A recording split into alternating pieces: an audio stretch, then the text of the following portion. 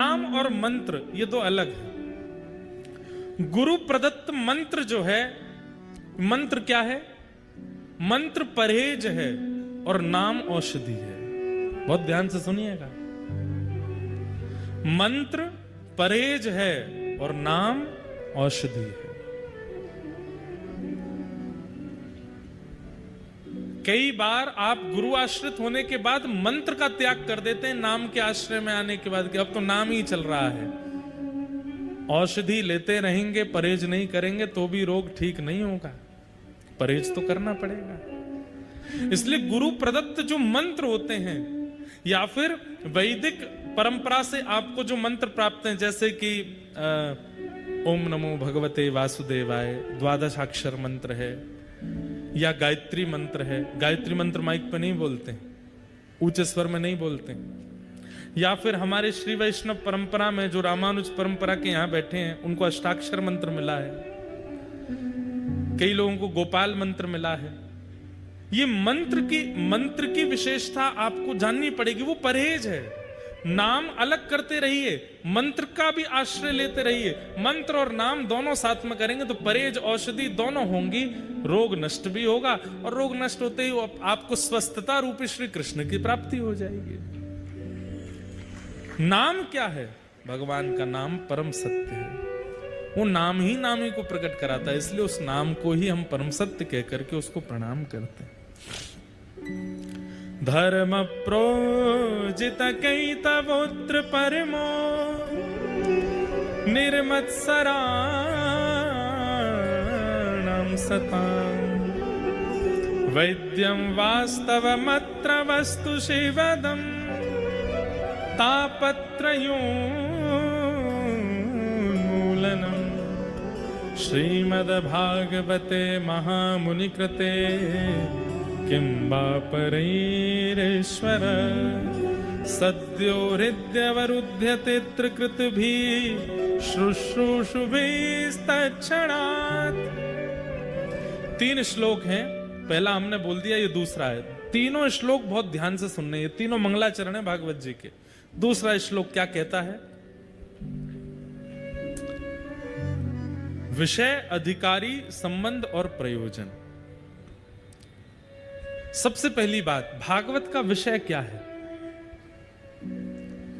विषय क्या है?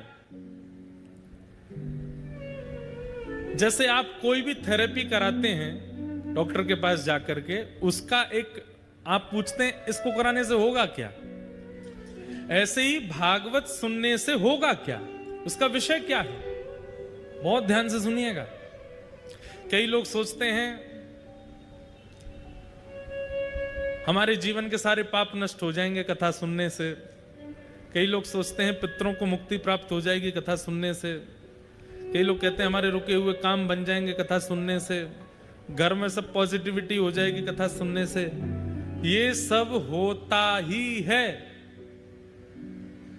पर मूल रूप से क्या होता है भागवत जी में लिखा है। धर्म प्रोजित कैतवोत्र परमो। बहुत ध्यान से सुनिए। परम धर्म की प्राप्ति, धर्म और परम धर्म ये दो बातें होती हैं।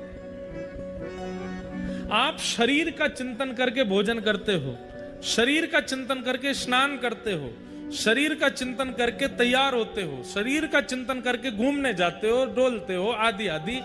जहां शरीर का चिंतन करके क्रियाएं की जाती हैं वो सब धर्म के अंतर्गत आ जाती हैं। थोड़ा वायलन कम कर लो भैया।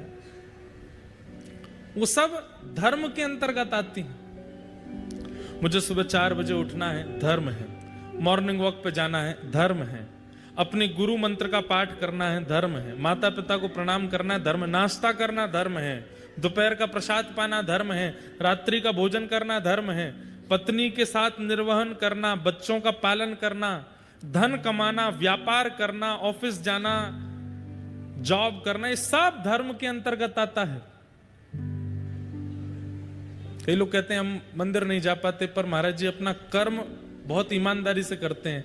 चलेगा, मत चलेगा, धर्म है वो। लेकिन परम धर्म क्या है? बहुत ध्यान से सुनो। जिस दिन बैठे बैठे चिंतन होने लगे कि इस देह की भरपाई करते जा रहे हैं हम, जीवन निकल रहा है हमारा, पर इस देह के अंदर एक सूक्ष्म जीवात्मा है। वो जीवात्मा अपना कल्याण हमसे करवाना चाहता है, जो हम ही हैं। वास्तव में हम कौन है? वो आत्मा है जो इस शरीर के अंदर बैठी है। उस आत्मा का मुझे उद्धार करना है, उस जीवात्मा का मुझे कल्याण करना है। और इस विचारधारा से जब आप जीवन जीने लग जाएंगे तो वो परम धर्म कहलाएगा। समझ में आवे बात तो ही ताली बजाओ, नहीं तो नहीं बजानी है। सुनो, अभी सुन लो। अभी बाउंसर गई है, अभी देता हूं। अभी ऊपर से निकल गई है बात। आपके सामने अभी मन कर गया कि कचौड़ी खानी है मुझे। ये आत्मा ने नहीं बोला है, ये किसने बोला है? देह ने बोला है। देह कह रहा है कचौड़ी खानी। आप कचौड़ी खाने चले गए, खा के आहा आनंद आ गया, वाह क्या सब्जी थी, चटनी थी, आनंद आ गया, स्वाद मिल गया, बढ़िया मजे आ गए। ये देह का सुख है। मुझे इतने रुपए तो कमाने ही है, कोटा में एक बंगला बनाना है, ऐसा करना है, वैसा करना है, ये गाड़ी लेनी है। ये कौन सोच रहा है? ये देह सोच रहा है, आत्मा नहीं। लेकिन एक दिन मन में विचार आया, सब कुछ है पास में या कुछ भी नहीं है पास में, लेकिन मन में आया कि भाई सब खा लिया, सब कमा लिया, सब कुछ कर लिया, चित्त को शांति से नहीं मिल रही। चलो क्या आधी रात में चलो गिरिराज जी की परिक्रमा लगाने जा रहे हैं। अब देह को सुख नहीं है गिरिराज जी की परिक्रमा में, शरीर को बिल्कुल सुख नहीं मिलता। जो लोग गिरिराज जी की परिक्रमा लगाते हैं नियमित रूप से, उनसे पूछो, जब प्रारंभ होती है तब बड़ा आनंद आता है, वाह चल रहे हैं महाराज, चलते चलते चलते चलते आधी हो जाती। भैया कितनी और बची है? अभी तो भैया आधी भैया, अभी तो बड़ी परिक्रमा पूरी, अब छोटी और है अभी, चलो छोटी में। हे गिरिराज धरण, हे गोवर्धन नाथ, हे हमारे श्री राधा रानी, जल्दी पूरी कराओ। अंतिम पड़ाव 3 किलोमीटर। हे भगवान, ये 3 के 300 मीटर क्यों नहीं हो गए? ये 3 किलोमीटर कितने भारी पड़ते। शरीर को सुख नहीं है परिक्रमा में। क्यों? क्योंकि शरीर को तो पीड़ा होती है, शरीर को तो छाले पड़ते हैं, शरीर तो थकता है, शरीर तो वहां परेशान होता है, शरीर की अनुकूलता नहीं होती परिक्रमा में। दौड़ते हारते जैसे तैसे, बस ये पहुंच गए, जैसे ही पहुंचे, जय हो हे गिरिराज वाला, अब लंबे आमेंगे, 6 महीना बाद आमेंगे, अब तो है गई बस। क्यों? शरीर। लेकिन परिक्रमा पूरी होते ही एक अद्भुत सुख का अनुभव होता है। वो सुख शरीर को नहीं होता, शरीर तो पीड़ा में है, वो आत्मा को होता है। वही परम धर्म है, वो परम धर्म कहलाता है। चलो ये तो मैंने कहीं दूसरी बात बताई, एक प्रैक्टिकल बात बताता हूं। कथा में आना ये धर्म नहीं है। शरीर की अगर मानोगे तो शरीर क्या बोलेगा? अरे YouTube पे आ रही है लाइव, चल के जाओ, फिर वहां पर रजिस्ट्रेशन करवाओ, फिर पास मिलेगा, फिर उसके बाद बैठो। अच्छे ब्याज जी हैं, 2 बजे बुला लेते हैं, स्वयं 5 बजे आते हैं, वहां बैठे रहो चुपचाप। कभी भजन चल रहे हैं, कभी कुछ चल रहा है, कभी बैठे रहो। कभी कोई कहीं से उठ रहा है, कभी कोई कहीं से प्यास लगे तो फिर बाहर जाओ, फिर अंदर आने के लिए मगजमारी करो, हे भाई मेरी जगह पे तू कैसे बैठा। इतनी हड़कम शरीर कहता जान दे सबको, यहीं बैठे रहो। ये रजिस्ट्रेशन पता है क्यों हो रहे हैं? जो वास्तव में शरीर धर्म में रहते होंगे वो आएंगे ही नहीं। मैं सोचूं कहा करना वहां जाके, यहीं घर पे ही सुन लेंगे, YouTube पे आ ही रही है कथा। लेकिन जिनके हृदय का परम धर्म बोलता है वो रह नहीं पाते। वो कहते भाई रजिस्ट्रेशन करवाना पड़ेगा, पास लेनी पड़ेगी, मगजमारी करनी पड़ेगी, 1 बजे जाके बैठना पड़ेगा, तभी आगे जगह मिलेगी। बैठेंगे लेकिन जाएंगे। 1 बजे से लेकर 6 बजे तक प्रतीक्षा करेंगे, 6:30 तक प्रतीक्षा करेंगे, 7:30 तक प्रतीक्षा करेंगे। किसके लिए? कि व्यासपीठ पर व्यास जी बैठ करके जब अपने शब्द सुनाने प्रारंभ करेंगे, क्या मिल रहा है आपको? कुछ भी तो नहीं। कोई कचौड़ी तो फेंकना रहो ऊपर से, रसगुल्ला तो लुटाना रहो। काय को बैठे हो इतने आराम से, इतने ध्यान से, इतने धैर्य पूर्वक, इतने आनंद में? जब मैं यहाँ प्रवेश करा मुझे जो डर लग रही थी, मैं 2-4 तो यूं घुर्रामेंगे। बढ़िया आए व्यास जी, इतनी देर लगा दी, हम पायलट से कहें मैंने जल्दी उड़ाए दो यार, वो महाराज जितनी स्पीड है उतनी तो चलूंगा मैं। लेकिन जब यहां आए तो सबके मुख पे ऐसी प्रसन्नता, धैर्य था। उससे पहले भले ही नहीं रही होगी, लेकिन आने के बाद तो आई। ये क्या है, किसके लिए? देह तो इतनी किसी की नहीं सुनता। मान लीजिए कि किसी एक्टर का कार्यक्रम होता, वो 5 घंटा लेट आता, लोग बाग पुतले जला देते बाहर जाके। हमने इसलिए बुलाया था कोटा, लेकिन आप सब लोग धैर्य पूर्वक बैठे, आनंद से बैठे, और सबके मुखमंडल देखो कितने प्रसन्न हैं। कईयों के बहुत जरूरी काम होंगे, कई झूठ बोल के आए होंगे, कई ऑटो में लटक के आए होंगे, कोई किसी से लिफ्ट लेके आया होगा। कैसे कैसे आए आप सब लोग? सबकी अपनी अपनी जिम्मेवारियां हैं, सबका अपना घर है, सबका अपना व्यापार है, पर सब छोड़ करके किसके लिए आए? देह के लिए तो नहीं आए, आत्मा के लिए। यही परम धर्म है। यहां पर आप देह चिंतन नहीं कर रहे हो, यहां पर आप आत्मचिंतन कर रहे हो। यहां पर बस वो शब्द जो यहां प्रकट हो रहे हैं, वो कीर्तन जो यहां प्रकट हो रहा है, वो लीलाएं कथाएं जो यहां प्रकट हो रही हैं, वो देह को सुख नहीं दे रही हैं, वो चित्त को सुख दे रही हैं, वो आत्मा को सुख दे रही हैं। यही परम धर्म है। और भागवत जी का यही उद्देश्य है कि सुनने वाला व्यक्ति एक स्थिति में आकर के देह के अभिमान का त्याग करके अपने आत्मचिंतन का विचार करे और आत्मचिंतन की क्रियाओं में लग जाए, फिर वही करे जिससे आत्मा को सुख मिले। यही भागवत का मूल विषय है। मीराबाई कहती हैं, मैं तो गोविंद रा गुण गासूं, राणा जी रूठे तो मने काय करसी।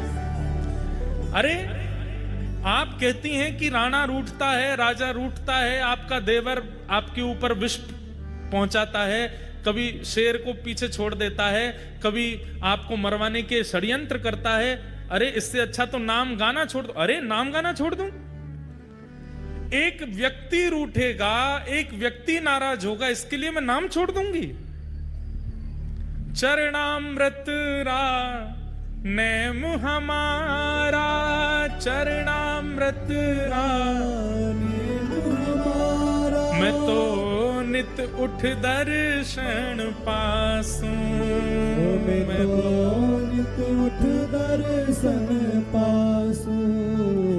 ओ राम नाम रा जहाज चला स्या, राम नाम रा जहाज चला, मैं तो भव सागर तर जासूं, मैं तो भव सागर तर जासूं। ये राणा कौन है जिसके लिए मीराबाई कह रही है? शरीर।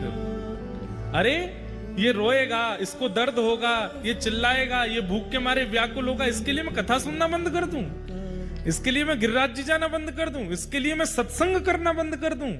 अरे ये चाहे रोए, चाहे बिलके, चाहे इसका जो हो, मैं तो गोविंद रा गुण गासूं, राणा जी रूठे तो मने काय करसी, मैं तो गोविंद रा गुण गासूं, राणा जी रूठे तो मने काय करसी। इसे कहते हैं परम धर्म। जहां देह की चिंता नहीं करते, आप शरीर की चिंता नहीं करते, अपने आत्मा का चिंतन और उस आत्मा के कल्याण का चिंतन आपको व्याकुल करता है। चाहे वो संतों के दर्शन से हो, रसिकों की वाणी से हो, कीर्तन से हो, कथा से हो, परिक्रमा से हो, किसी भी स्थिति से हो। क्षमा कीजिएगा, अगर नाथ द्वारा जाने के पीछे उद्देश्य ये है कि कल मेरा एग्जाम है या 1 महीना बाद एग्जाम है, श्रीनाथ जी को प्रणाम कर आऊं, पास हो जाऊं, तो यहां पर भी आप देह सुख के लिए गए हो, आत्मा का नहीं है। वहां पर आप किसी संत के पास आशीर्वाद लेने जाते हैं कि सब जीवन में मंगलमय हो जाए, ब्याह हमारा अच्छा हो, बालक हमारे पढ़े लिखे बढ़िया हो जाए, यहां पर भी देह सुख है, यह भी आत्म कल्याण नहीं है।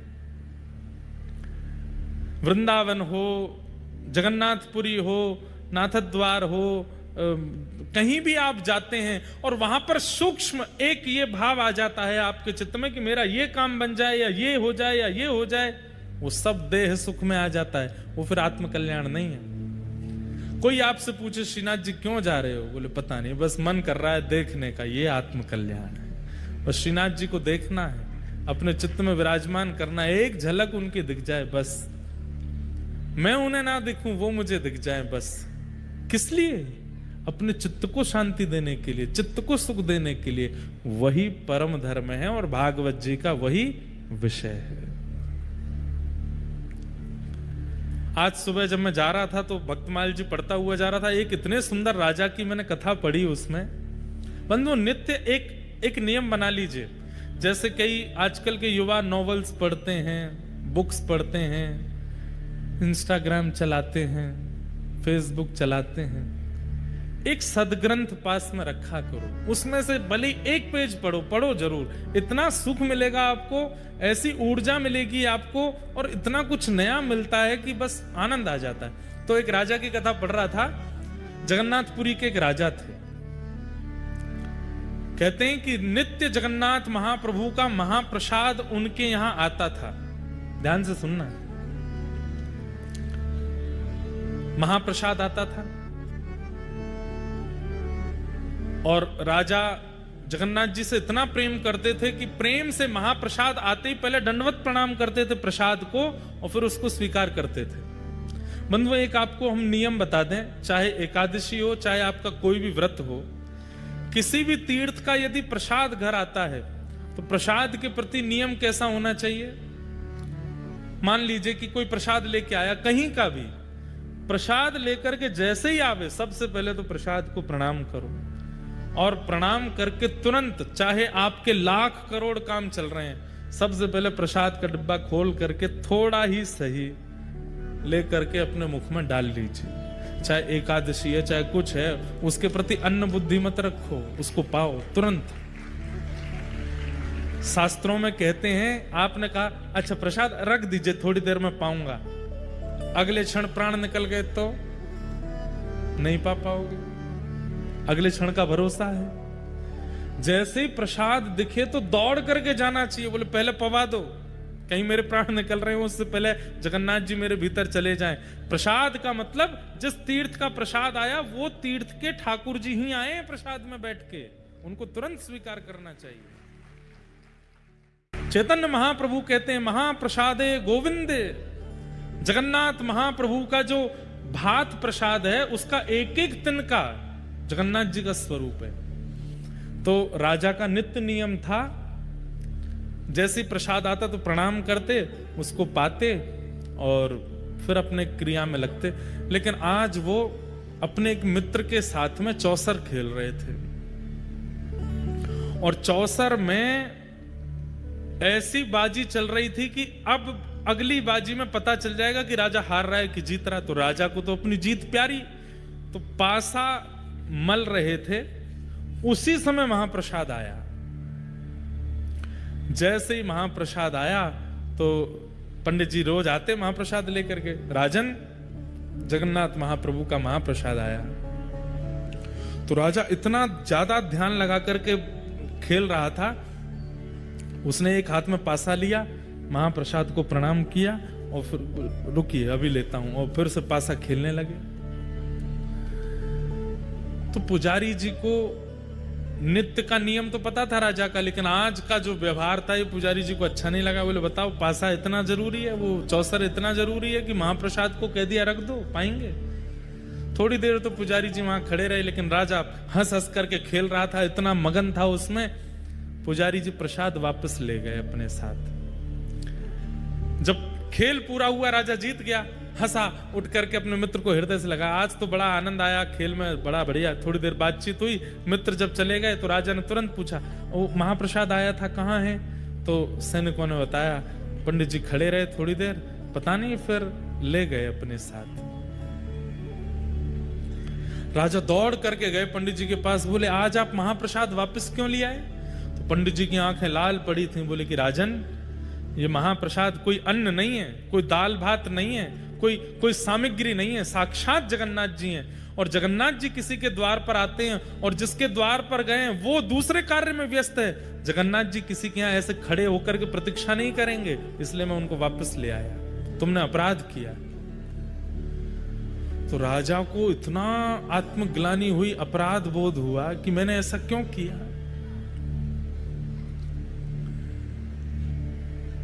तो राजा ने, अब 2-3 दिन हो गए, प्रसाद पावे नहीं, सोवे नहीं, उसको आत्मग्लानि हो रही है। ब्राह्मणों की कुछ टोली अपने यहां बुलाई और आज सुबह ही मैंने ये कथा पढ़ी, इसलिए सुना रहा हूं। तो सब ब्राह्मणों से पूछे, अगर कोई व्यक्ति द्वार पर खड़े ठाकुर जी का अपमान कर दे, अपना नाम नहीं लिया, ये राजा का विवेक देखो, अपना नाम बोलूंगा तो ये लोग अच्छा बात बताएंगे। जैसे कोई व्यक्ति कह दे मेरे से भैया ये अपराध हो गया, तो सामने वाला ये तो कहेगा कोई बात नहीं भैया, सब हो जाता है, ठीक है, सब गंगा जी स्नान कर लो, हो गया सब ठीक, ये प्रायश्चित करा लो, संतों को भोजन करा दो, ब्राह्मण भोजन करा दो। तो राजा बोला अगर मैं कहूंगा कि मैंने अपराध किया तो ये सारे मेरे को कोई ना कोई युक्ति बताएंगे, अपने लिए ना पूछ करके किसी अन्य के लिए पूछता हूं। तो राजा ने कहा अगर किसी के द्वार पर भगवान आए हों और जिसके द्वार पर आए वो व्यक्ति ठाकुर जी का अपराध कर दे, अपमान कर दे, तो उसका दंड क्या होना चाहिए, हमें उसको क्या दंड देना चाहिए, ये बता दीजिए। तो पंडित जी बोले अगर कोई भगवान का अपराध करता है तो राजा को उसका त्याग कर देना चाहिए, चाहे वो प्रजा में से हो, चाहे परिवार में से हो, कोई भी हो, ठाकुर जी का अपराध करने वाले को राजा को एक ही दंड देना चाहिए, क्या, उसका त्याग करो। राजा बोले ठीक है, अब आप जा सकते हैं। अब राजा मन में क्या विचार कर रहे हैं, मैंने इस हाथ से अपराध किया, अब मैं इस हाथ का त्याग करूंगा, इसको कटवाऊंगा मैं। कैसे कटवाऊं, स्वयं तो काट नहीं पाऊंगा, अपने हाथ को कैसे काटूंगा, किसी और से कहूंगा तो कोई काटेगा नहीं। तो राजा ने क्या युक्ति बनाई, मतलब देखिए कैसी भगवत परायणता है राजा के चित्त में। 2-3 दिन से जानबूझ करके अपना चेहरा ऐसे बनाया कि बहुत चिंता में है। मंत्री जी ने 3 दिन बाद बड़े संकोच में पूछा, राजन आप बहुत चिंतित दिखते हैं, क्या बात है। तो राजा ने कहा मंत्री जी मैं तुम्हें बता रहा हूं, तुम किसी को मत बताना। बोले हाँ बताओ। रात में एक प्रेत मेरे कक्ष में आता है और उसका रूप स्वरूप नहीं दिखता, तो वो हल्ला करता है और खिड़की में से केवल अपना हाथ मुझे दिखाता है और उसको देख करके मैं बहुत चिंतित होता हूं, भयभीत होता हूं, सामने आता नहीं है, उसकी मुझे बड़ी चिंता हो रही है, वो क्या करना चाह रहा है मैं समझ नहीं पा रहा। मंत्री बोले आप इतनी सी बात, आप चिंता मत करिए। बोले तो हमारी कुल देवी हैं, उनका खड़ग मैं लेकर के आऊंगा, उस खड़ग की नित्य पूजा होती है और उस खड़ग को लेकर के मैं आपके कक्ष में सो जाऊंगा। आज रात में जैसे ही वो प्रेत अपना हाथ दिखाएगा मैं उसका हाथ काट दूंगा। राजा बोले हाँ ठीक है, तुम ये काम कर देना। मंत्री जी नीचे सो गए। राजा चुपचाप उठ करके गए, बाहर जाकर के खिड़की में से हल्ला करके जैसे ही अपना हाथ अंदर किया, मंत्री जी ने खड़ग उठा करके हाथ काट दिया। रक्त की पिचकारी निकलने लगी, लेकिन राजा तो प्रेमाश्रुओं से रो रहा था, आनंद कर रहा था। मंत्री जी ने उठ करके देखा, बोले अरे ये कोई प्रेत नहीं, ये तो हमारे राजा साहब हैं। चरणों में गिर गया, बोले भगवान आपने ऐसा क्यों किया। तो बोले इस हाथ ने ठाकुर जी के प्रसाद का अपराध किया, इस हाथ का मैं कैसे अपने पास रख सकता हूं, इसलिए इसका त्याग करना था, इसलिए मैंने कटवा दिया। महाप्रभु जगन्नाथ मंदिर में खड़े खड़े व्याकुल हो गए राजा की इस दशा पर। तुरंत अपने पुजारी जी को कहा कि सुनो, अभी इसी वक्त उस राजा को लेकर के आओ। राजा के पास गए तो हाथ कटा हुआ है, मल्लम पट्टी लगा रखी थी। मंत्री बोले ठाकुर जी ने स्वप्नादेश किया है, आपको बुलाया मंदिर में। ठाकुर जी के सामने गए तो महाप्रभु जगन्नाथ जी अपनी ब्रह्म वेदी पर ऐसे झूम रहे थे। राजा बोले नाथ आज मुझे लगता है कि मेरी सेवा पूर्ण हो गई। बोले क्यों। जैसे मेरे महाप्रभु के हाथ हैं, आज मेरा हाथ भी वैसा ही हो गया है। आपकी भुजा नहीं है, मेरी भी भुजा नहीं है, मैं भी वैसा ही हो गया हूं। लेकिन नाथ मैं आपको प्रणाम करता हूं। जैसे ही ठाकुर जी के सामने दंडवत किया, राजा का वह हाथ पुनः प्रकट हो गया। ठाकुर जी बोले, मैं तुमसे बहुत प्रसन्न हूं, तुम्हारी इस भगवत परायणता पर मैं इतना प्रसन्न हूं, आज के बाद ऐसा कुछ मत करना, क्योंकि तुम्हारे चित्त में जो प्रेम मेरे प्रति है वो अद्भुत है। देह का चिंतन यदि व्यक्ति करता है तो धर्माधिकारी माना जा सकता है, लेकिन जब व्यक्ति अपने चित्त का चिंतन करता है और वो चित्त के कल्याण की भावना में सदा लगा रहता है, वही व्यक्ति परम धर्माधिकारी माना जाता है। और श्रीमद् भागवत यही करती है कि धर्म से उठा करके अब परम धर्म की ओर ले जाती है। ये